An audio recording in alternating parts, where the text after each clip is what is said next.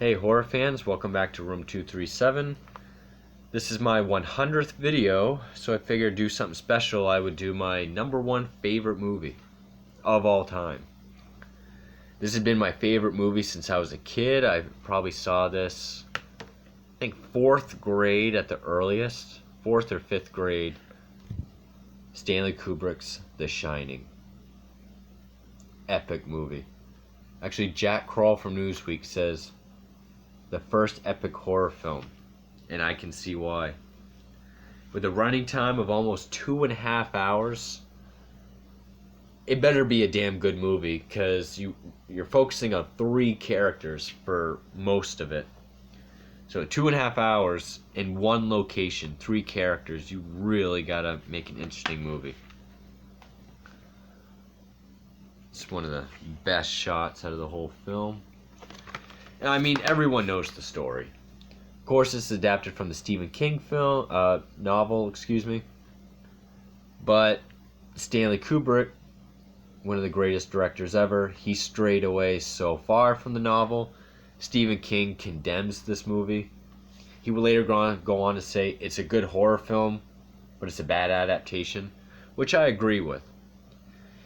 Speaking in terms of adaptations, it is pretty terrible because it removes a lot from the book. But everything Stanley Kubrick added is better than what's in the book. For example, the hedge maze at the end, that's better than the topiaries coming to life. Chasing a family around with a fucking axe is better than chasing them around with a croquet mallet. But yeah, I mean, Jack Nicholson plays Jack Torrance, former teacher, now writer. He gets hired as the caretaker at the Overlook Hotel, sort of an allegory for the Stanley Hotel in Colorado. He has to look after the hotel during the winter months when it's shut down. He brings his wife, Wendy, played by Shelley Duvall, their 5-year-old son, Danny, played by Danny Lloyd, who has the gift of shining. He can see things from the past, what the future's going to bring. He can telepathically speak with others who have it. And it's basically just the eerie stuff going on at the Overlook Hotel. And this movie is one of the widest, most openly interpreted horror films, or films in general, out there. I mean, there are like film classes that have a whole curriculum on The Shining.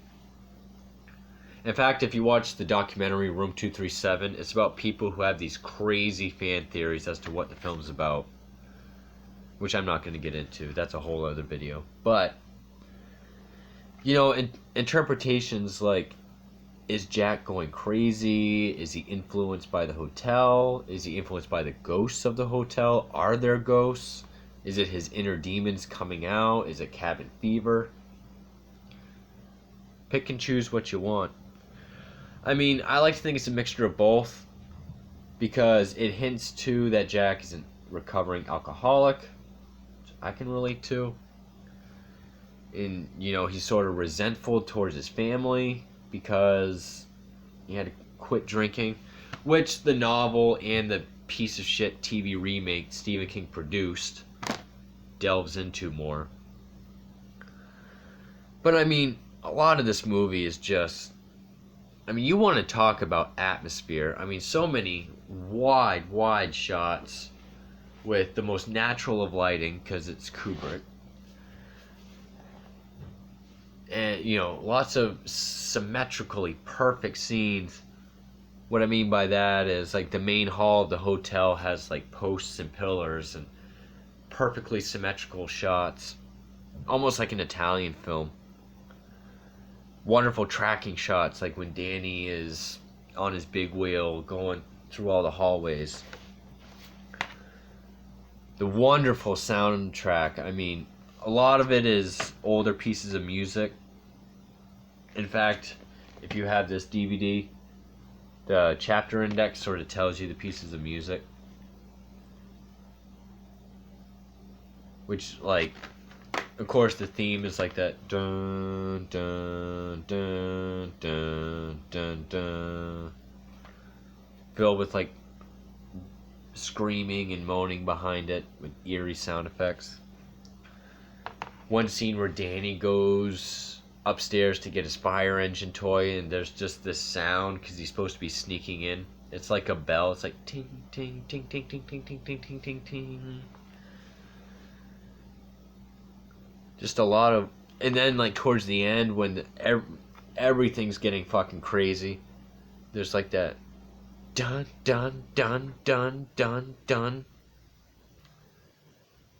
And basically throughout, I mean, this is one of my favorite Jack Nicholson performances. I mean, is it Oscar worthy? No. Is it One Flew Over the Cuckoo's Nest? No. Is it fun like the Joker? No. But to me, this is Jack Nicholson. He's known to be crazy and play neurotic, crazy characters anyway. He's having a blast with it. And I mean, I think shooting took over like 100-something days, and maybe even a year. It didn't take as long as Eyes Wide Shut. But, like Shelley Duvall kind of went crazy on the set of this because he treated her like shit. This movie holds the record for the most takes of one scene with dialogue, which is when they're walking up Jack is walking her up the stairs while she has the bat. 127 takes. And she has to be in tears and distress. I mean, no wonder she passed out and her hair fell out during the making of this. The child, Danny Lloyd, didn't even know he was in a horror film the whole time. Stanley Kubrick took great care of him to make sure he wasn't scared or know he was in a horror film. But just, I mean, even the atmosphere of this movie, I mean, you really get the feeling of how monotonous that life is. You get title cards like, ding, it'll say Monday, and it'll say Tuesday, and it'll say Thursday, and it's mainly just Jack, Wendy, and Danny. And yeah, I mean, Stephen King kind of complained that it feels like Jack Nicholson is crazy before he even gets to the hotel. I mean, I can see that, but it's also Jack Nicholson. He sort of always has a way of acting crazy. But it's a bad Jack Nicholson impression. But another interpretation about how, I know I haven't been getting into the story because really isn't one.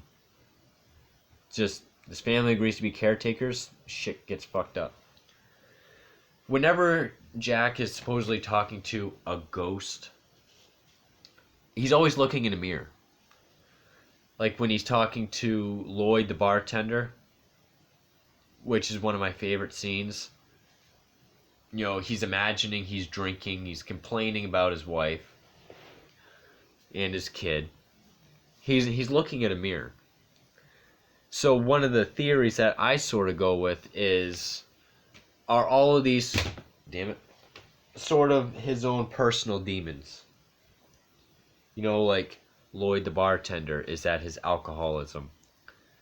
Grady, which that's another thing, there's two Gradys. In the beginning of the film, Jack goes in for his interview, and he has a interview with Stuart Ullman, who I can't remember the actor's name right now, who tells him the story of this guy named Charles Grady, who at some point went nuts, hacked up his wife and two daughters aged 8 and 10, he thinks. Some people chalk it up to cabin fever. But then we see the two girls are twins, and his name is not Charles Grady when he introduces himself, it's Delbert Grady. Which I think that's one of the... Because Stanley Kubrick, he's such a perfectionist. I mean, painstaking takes. That he wouldn't leave a mistake in there like that. If something is weird or off or different or seems like a mistake, there's a reason it's in there. And one of the things I've heard so much about this film is disorientation. Like, okay, you have Charles in your head, but when he introduces himself, it's Delbert. You have the girls' ages 8 and 10, but when you see them, they're obviously twins. The first time we see Wendy and Danny, they're in their apartment talking about going to the hotel. Danny's eating a PB&J sandwich. We see him, he has one bite taken out of it. We see Wendy say something. We cut back, and almost the whole sandwich is eaten. It's falling apart. A lot of people think Kubrick wanted to disorientate you, really kind of make you just do that a lot. Of course, there are theories, or there is evidence that support the ghost theory. Again, I'm not a paranormal fan, but this is my favorite movie of all time, and there's some things I can't help but say, yeah, it's fucking ghosts. New paranormal films I don't like. I think they're shitty. Like, for example, Jack gets locked in the pantry because Wendy realizes he's being crazy and he's probably going to harm us. So she locks him in the pantry. We hear Grady talking to him from the other side. He unlocks it for him. Is that Grady's ghost? Did Wendy not lock it right? And Jack is just delusional? Like maybe his brain is splitting and he thinks he's talking to these people, but he actually managed to get out himself. The door is reflective, which supports the mirror theory. I mean, I'm going to be all over the place in this video because, one, the story is so simple. Most people have seen this, and there's just so much other shit to talk about.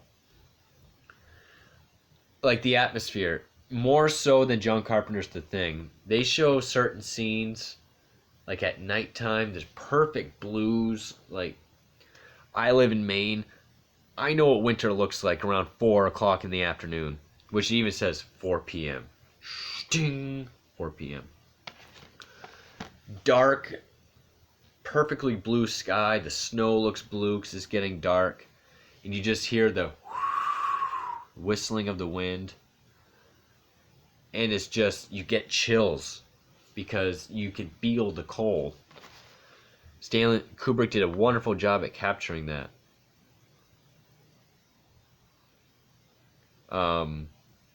The only other thing you talk about is like individual scenes that is not in the novel or in Stephen King's crappy remake that was made for TV starring Steven Weber and Rebecca De Mornay.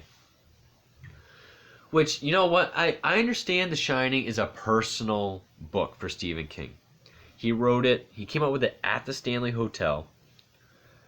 He was going through alcohol issues. He had to quit. He had nightmares of harming his family. So he sort of fleshed out that story and put it all into the original novel. Kubrick sort of made the alcoholism a footnote in this and threw out a bunch of other shit.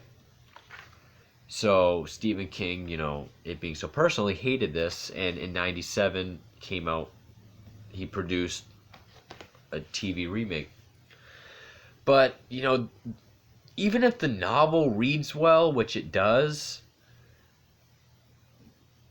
the shit that Kubrick changed, film-wise, is so much, way more effective. I mean, what would you say is scarier? Okay? Shitty CGI, like Edward Scissorhand hedge animals, topiaries, coming to life, or a dark hedge maze where it's freezing cold, you have little like garden lights, and is a 5-year-old being chased by a full-grown Jack Nicholson with an axe. Which is more scarier?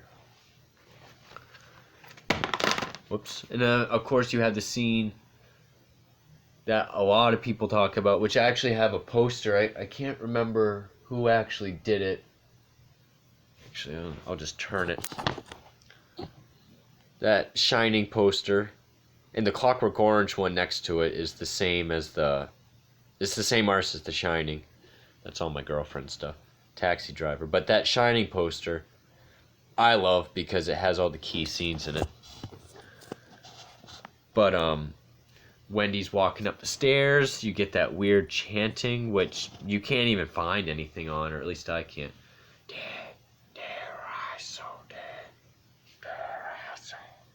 Or something like that. You can find it, but I don't see how it makes sense as to what it is. Wendy's running up the stairs and she stops and she walks up slowly. Camera does this whoosh to this bedroom, and it's a guy in a bear suit or a dog suit performing some sort of sexual act on a dude in a suit, and it's just the creepiest, scariest thing I ever saw as a kid. I mean, like, because it doesn't zoom in until both faces are in a frame. The bear guy is laying down on the other dude, and he just sort of, this is when, it's a far away shot. The guy in the bear suit just kind of, let's see if I can do this here. Just kind of. But imagine that far away in like a bedroom down the hall. Creepy as fuck. And then, of course, you have my favorite image, which is the elevator doors. Like, one door opens like this, and it's just a tidal wave of blood coming out towards the camera. And as the film goes on, it's more and more blood fills up, and the furniture is floating around, covers the camera. That's my favorite image from the film. And there's like that dun dun wah, dun dun wah, da, da, da. You also get the Kubrick stare in this film, because there's a lot of movies like the opening of Clockwork Orange, one of the final scenes of Gomer Pyle in Full Metal Jacket, the scene in this where Wendy and Danny are playing in the snow during when winter first hits, and Jack Nicholson is standing at the window like. And it just does this long pull in on his face. And he gets more facial hair as the movie goes on. I love the dialogue scene in the bathroom where there's like the ball in the golden ballroom, where Jack bumps into Delbert Grady. And he gets the avocado dip all over him. So they go in the bathroom so Delbert can clean him up. Another mirror that Jack is looking into. And actually Delbert Grady is played by Philip Stone, who was Alex's dad on Clockwork Orange. And it's just, it's this white bathroom. Where's the picture up there? With red walls, red urinal stalls, and just crazy fluorescent lighting. I mean, it looks like an Italian film, but it's just, and like, you only get like close-ups, or you get them from a distance. And it's kind of disorientating, but the conversation about how Delbert's saying, like, you've always been the caretaker. Because Jack tries saying, you were the caretaker. You hacked your family up. It's like, no. But eventually he relents, and he's just like, I corrected them. And when my wife tried to prevent me from doing my duty, I corrected her. It's just creepy. And Jack's just... And then, of course, you get the all work, no play, makes Jack a dull boy. Which has this weird, like, insect, creepy, crawly music, where Wendy, he's supposed to be writing a novel, which in the novel and the TV remake, it's a play. Novel makes a little more sense. Where Wendy goes to talk to Jack, because Danny gets attacked by this woman in room 237. That's where my channel name comes from, is room 237. But we don't see the attack on Danny, who he then sort of goes mute, and Tony, who is the manifestation of his shining, talks to his finger, sort of takes over without the finger. Red rum, red rum. So she goes to talk to Jack, and she just finds this stack of papers where over and over and over again is all work, no play makes Jack a dull boy. In different figurations like triangles or backwards or upside down. So you know he's completely lost his fucking mind.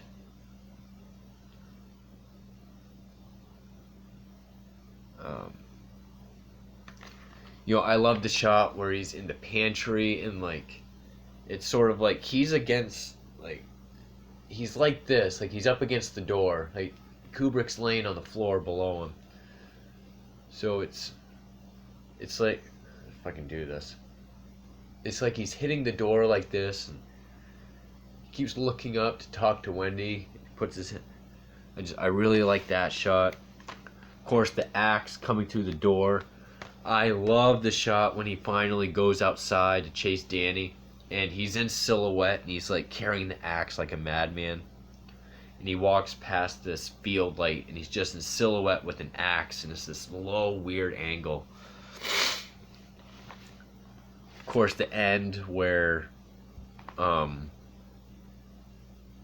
Jack's finally frozen to death.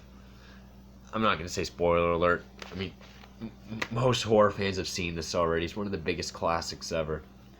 He's all frozen to death. Long pause.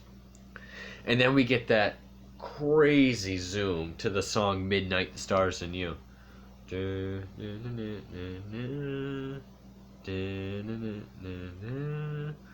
All the way from one end of the main hall all the way to the wall on this one picture.